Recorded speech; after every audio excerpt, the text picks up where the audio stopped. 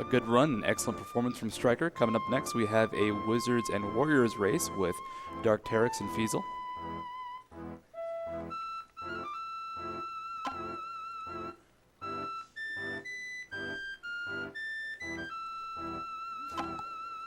I'd also like to give a quick shout out to Twitch for their support of SGDQ. SGDQ 2015 is streamed entirely through Twitch. 100% of all subscription revenue goes straight to MSF. So if you hit the sub button, it all goes to MSF. It's a donation. They are the biggest live video broadcasting platform and community for gamers. So shout out to Twitch for their support of SGDQ 2015.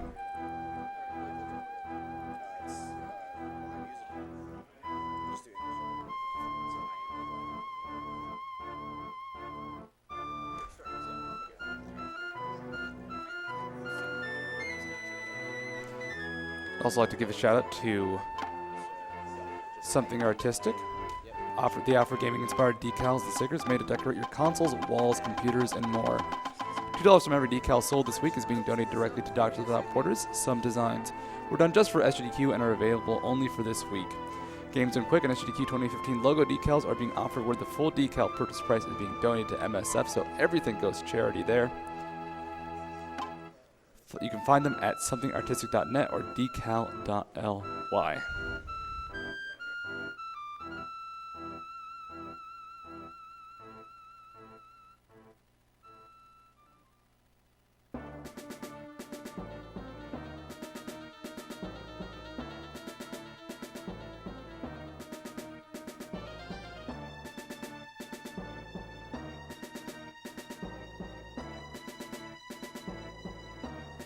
While we're setting up, we'll be running a quick Twitch advertisement, so we'll be right back.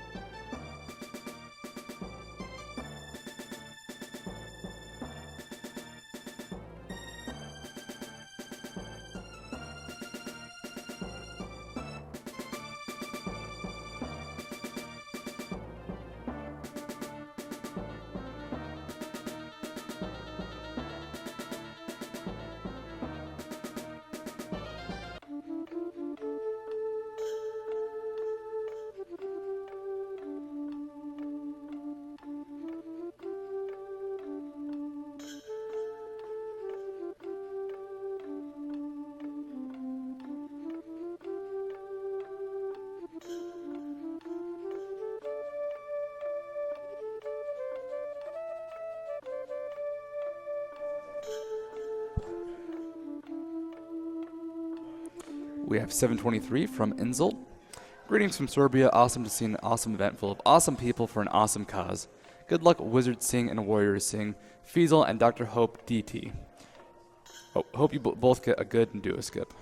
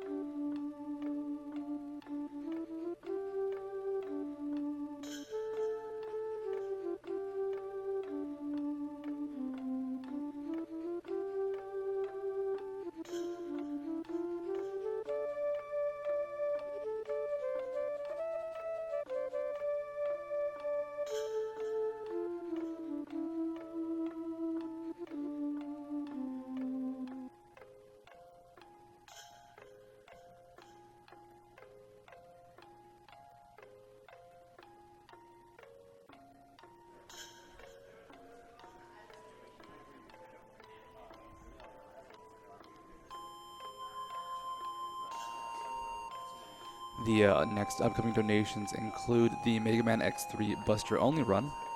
It's a bonus run, and it's going to completely forgo all boss weapons. It's cheating, you know? So that's only about $900 away. We also have the hard mode run for Castlevania Aria of Sorrow. Going from the normal mode to the higher difficulty. We're about $140 away from that.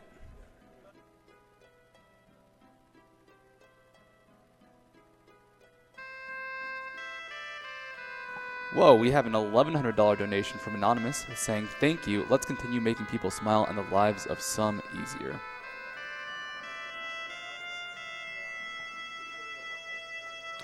We have $50 from Saibin saying, "I want to see Witwick's becoming the Bashi again. Love from France."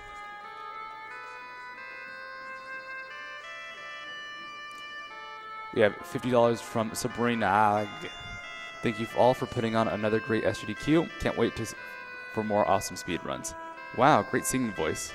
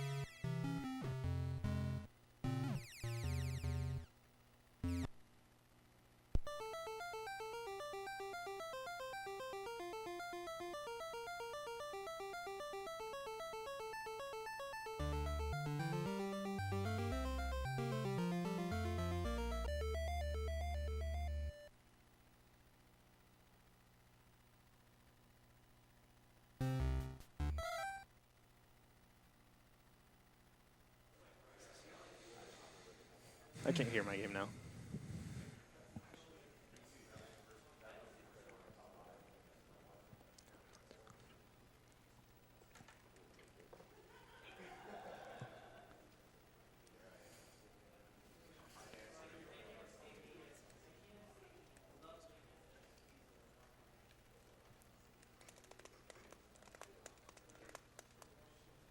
Okay, there we go. Test. I think that'll do fine, yeah. Check, check, check.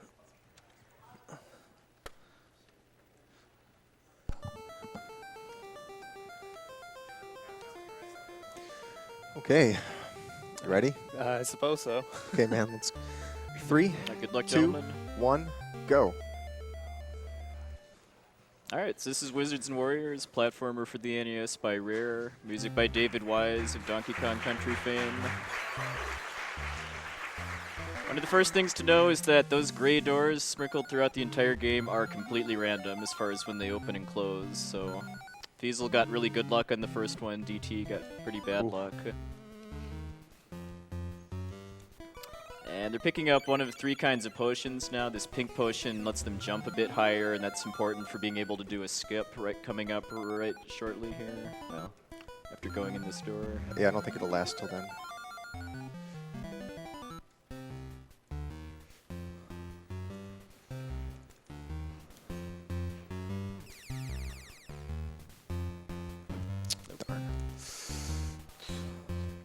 What he's trying to do is do a damage boost off one of these flying enemies in order to skip having to climb a fairly lengthy interior tree section. Okay, so DarkTerrex just picked up the best item in the game, the Boots of Force, Ooh, which Shoulder. lets you kick open chests without having the right key to open them, and also it's the highest damage attack in the whole game, too. It does 3 damage, whereas your sword only does 1, and an axe you get later does 2. So anyway, for every stage in this game, you need to collect a certain number of gems in order to get past a red knight that's guarding the, generally the door to the boss. So a lot of the routing and depth to this game is how they route collecting their gems as efficiently as possible.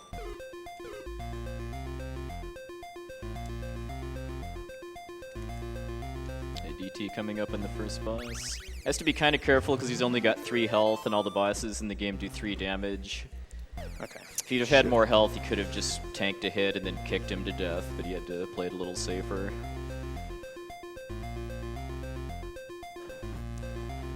So for a level to end in this game, you actually have to wait for the treasure to spawn after you kill a boss, and you have to pick it up. Otherwise, yeah, the door will not open. Ooh. Fortunately, for the most part, deaths in this game are not terribly punishing. You just generally respawn right where you died. And continue. Okay, DT. Okay, nice. Bit of a DT just got pretty much the hardest jump in the game because what you're intended to do in this stage is to go down and get the potion of levitation and then use that to make that jump up there to get the feather of featherfall. But by doing a kind of an angled jump when you're coming down from another one, you can build enough momentum to get up there without the potion. The only problem with it is that you have to be like right on the edge of the platform when you make the jump, so you can easily miss the edge and just overshoot it. Okay, red potion makes you invincible. Yes.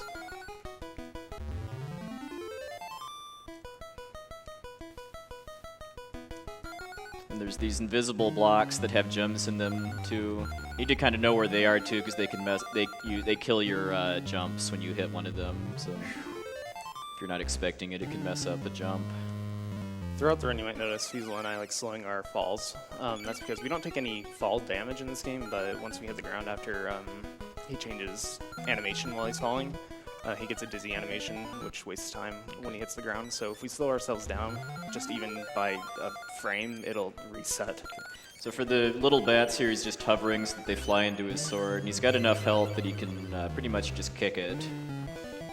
You don't want to die to the bat boss, too, because you have to both run across this room and then also fight the little bats again. It's a very punishing death.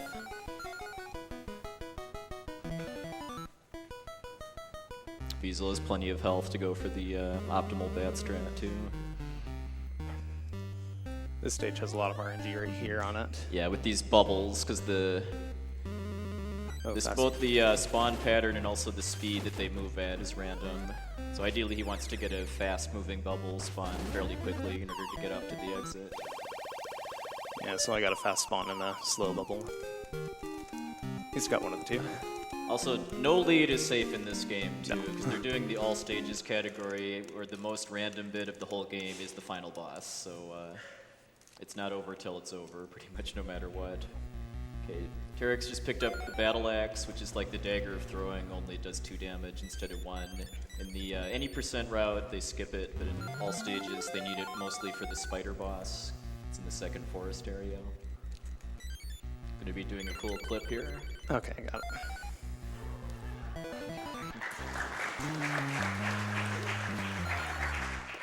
This boss is pretty easy, just kick him and you're done.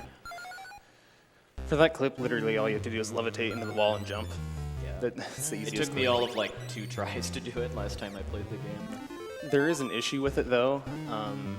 It, for some reason, sometimes likes to just not let you go over the wall. You'll just kind of zip back down onto the platform and so you have to try again.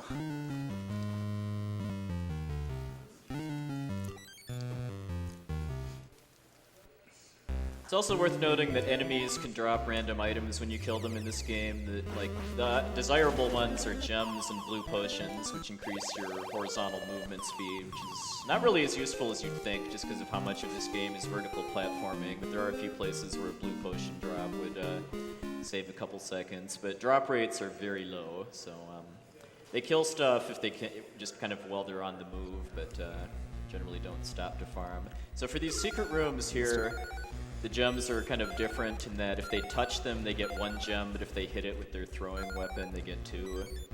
So pretty much they want to just try to get all of them by throwing.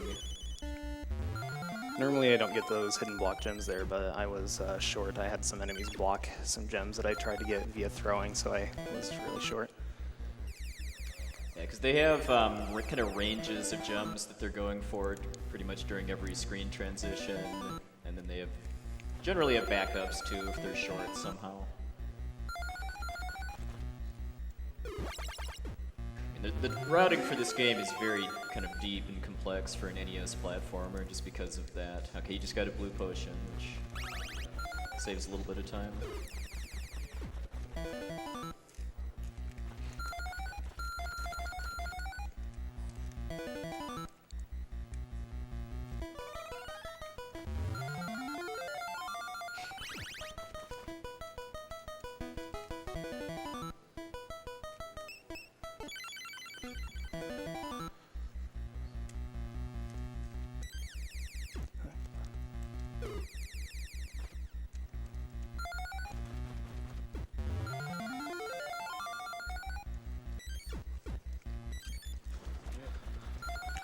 Cycling that boss is very difficult. Usually he's able to hit you before you can get the last shot in on him, so that was very fortunate. Yeah, and when you get hit in this game, you can't deal damage while you're flashing too, so that can mess up quick kills on bosses. When you're doing the kick too, it's only your actual foot that does the damage too, so if enemies get on top of you, you can't kill them with kicks.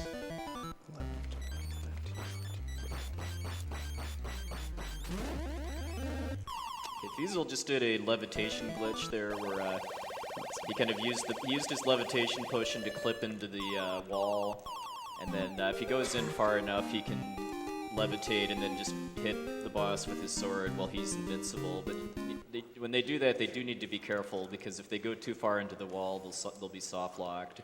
And if they're still too far in the wall when they kill the boss, they'll also soft lock the game, because then the treasure pile will spawn out of bounds and then they can't actually collect it to finish the stage.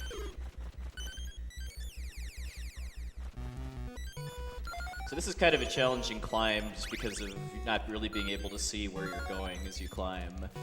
You have to pretty much just memorize where the platforms are. Perfect door luck. Next door too.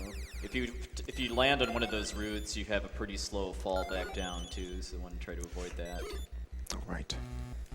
Okay. This next forest section, they're going to go for another damage boost to try to get up onto the canopy faster. This is also where you'd be able to do a glitch to skip most of the game too, if they were doing the any % category. Since all stages was donated for, we will be rescuing all the damsels the proper way. Oof. Ooh, yeah. Yeah, it's a slow one. Yeah. There's those roots I was talking about. Okay. Oh, door.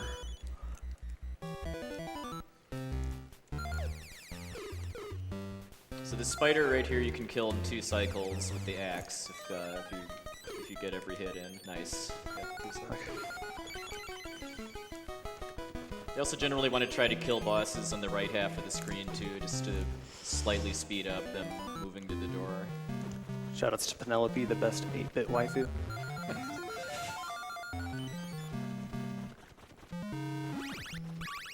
Okay, so this next stage right here is some of the most difficult platforming in the game, because there's these cycling blocks that pop in and out, and their patterns are pretty random.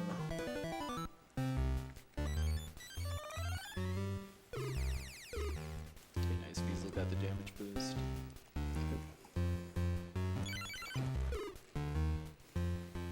If they're not going to be able to make a jump during the climb here, they can levitate in place while they're waiting for the. Okay, nice. Feasel got 2 cycle too. Waiting for the block to go back.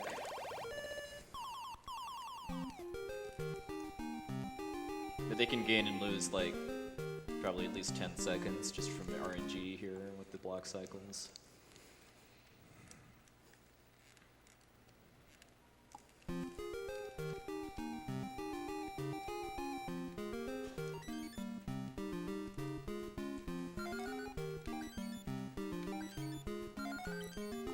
The stage is unique too in that there's no boss. They just have to go up into this interior section to get enough gems along with the key that they need in order to go to the next stage. It's really important I grab every gem in here. Gem count on this level is pretty exact. You have very little room for error. This room right here is where getting a random blue potion drop from an enemy or one of these torches that they're attacking to would save a couple seconds, because you do have a fair amount of horizontal movement in this room.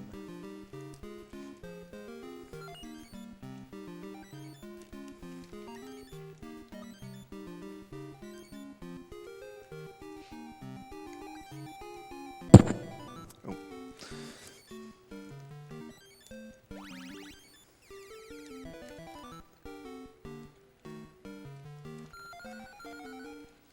And remember that in the secret rooms, if they throw their weapon at the gems, they get 2 instead of 1. So because of how tight the gems are in this stage, they want to get everyone like that.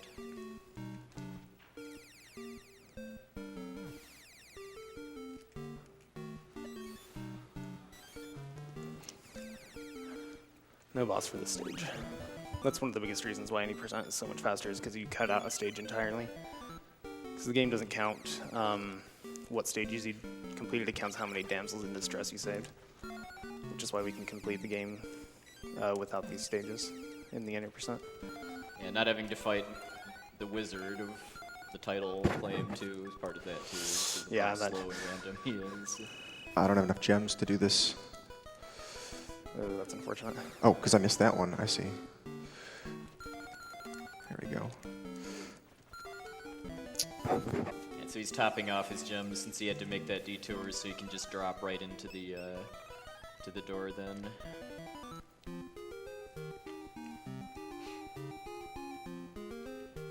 The stage that Terrex is in actually has way more gems than you actually need in order to get to the boss. A few secret rooms, lots of chests, like everything. A couple of these chests that I'm gonna get up here actually contain items that I already have, such as the shield of protection. But since I already have the shield, it's just gonna give me gems instead. Which is why I grabbed the shield in the first place, otherwise I wouldn't grab it.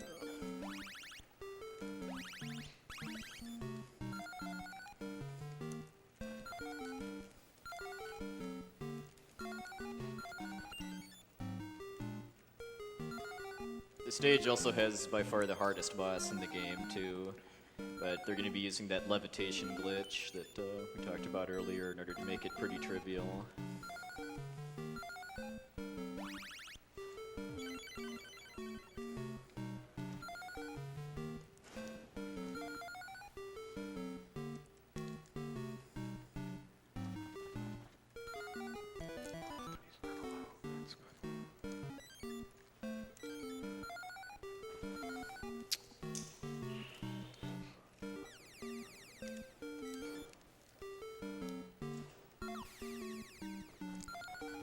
Mind if I interject with a brief donation? Yeah, go for it. Yeah, go for it. We have a $1,000 donation from Anonymous saying, just want some X3 Buster only tonight. Wow.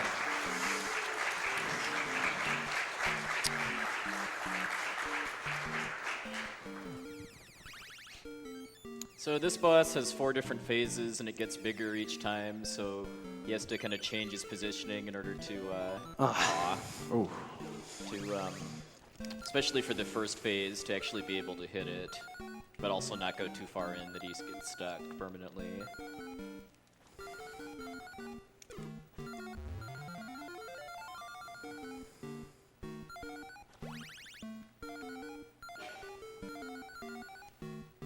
And once it's down to 3 health or less, he wants to get out so that he can kick it to kill it.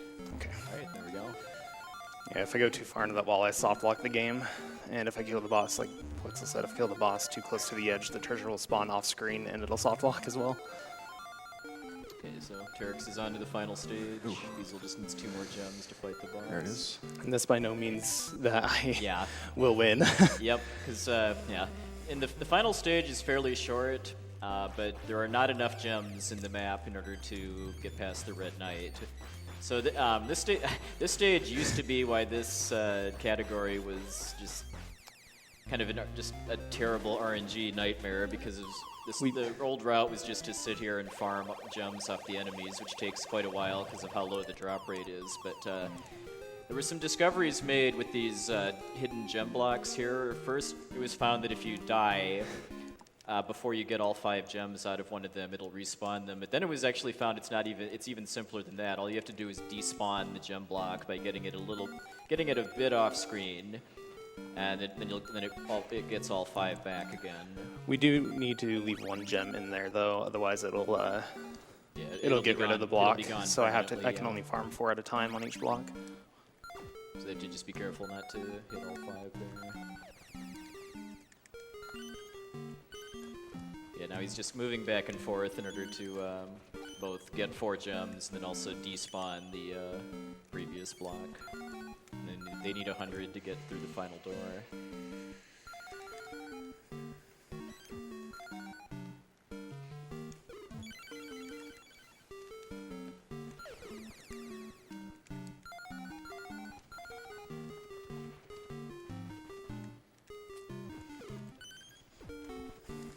We have a $50 donation from Swole Cactar. Great event so far, my 4th GDQ, and they keep getting better. Here's some money for a bonus Bashi run. Those runs always blow my mind. And a little more to help secure the deaths of those pesky animals. Okay, Save the frames. So this is Malkill, the wizard of the title, and it's not really a terribly difficult fight, but his spawn patterns are completely random, and DT is going for the kind of the optimal kill, which you can kill him in 3 cycles if he just appears right in front of you and you kick him before he hits you. Feasel's gonna suicide here so that he has full health before Malkill. Not being too cooperative for Terrex, so this is still anybody's race if he gives Feasel a good pattern. There is another strat they could use where they levitate a little bit left of where they're standing, and then that means there's actually 2 spawn points where they can hit him with the sword and the knife, but it's a little bit slower overall than if he gives you good luck with his kick strat. Oh! Get ready on time, too. It's not when they kill him, but a little bit after that. All right. All right, and time.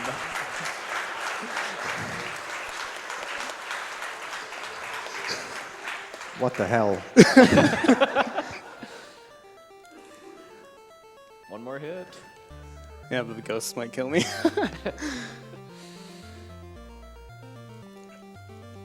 Okay. Okay. And Time. Great race. Yeah, man, great race. That's Wizards and Warriors. It all comes down to Malkill. It all comes down to Malkill. Yep.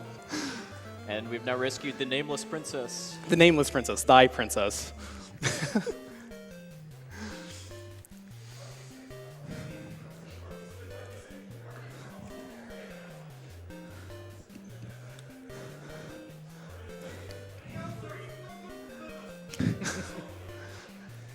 I'd like to say that DarkTerrex is the winner of this race, in my opinion. Thanks. I don't know, I think the Red Knight's the winner in the end, too, just because he gets to walk off with all those gems. There's only one winner, and his name starts with the letter G. I had more points, so there's that. All right, good race, gentlemen. Yes.